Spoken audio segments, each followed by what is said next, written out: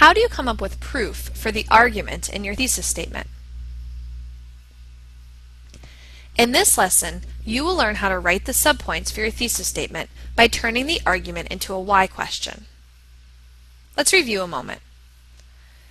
You see here an example of an essay, and the part of the essay that we're talking about today is the thesis statement.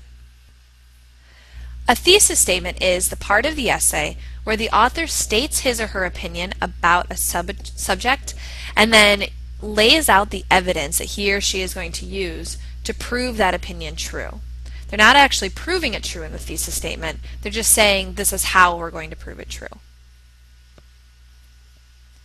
When you look at this thesis statement, getting enough sleep is important because if you don't, you'll face serious consequences. In fact, failing to get enough sleep can cause a drop in grades, can lead to health problems, and can harm relationships.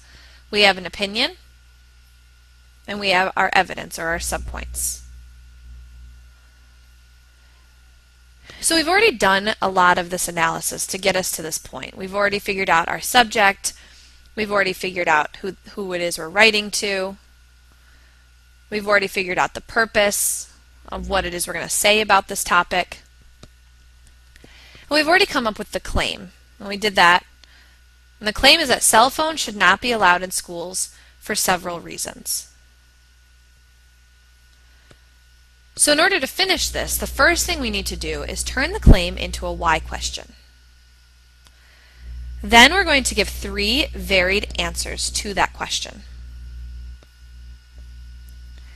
And then we're going to complete the thesis statement by adding those answers to it. And once we've done that, we then have the subpoints for the thesis statement. So we have this claim right here that cell phones should not be allowed in schools for several reasons. And my first step is to turn that into a why question. Why shouldn't cell phones be allowed in schools? So then I take that question and I give 3 varied answers. I say they disrupt classes, students can cheat more easily, and they can cause problems between students. So those are 3 different answers to that question. So now I take those answers and I complete the thesis statement. So I have that cell phones shouldn't be allowed in schools for several reasons.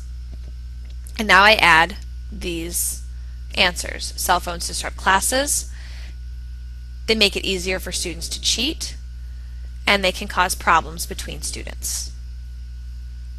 Now I have a complete thesis statement because I have my claim or my argument as well as the evidence that I'm going to use to prove it true. And I got there by turning the claim into a why question, by giving 3 varied answers to the question, and then by completing the thesis statement. In this lesson, you have learned how to write the subpoints for your thesis statement by turning the argument into a why question.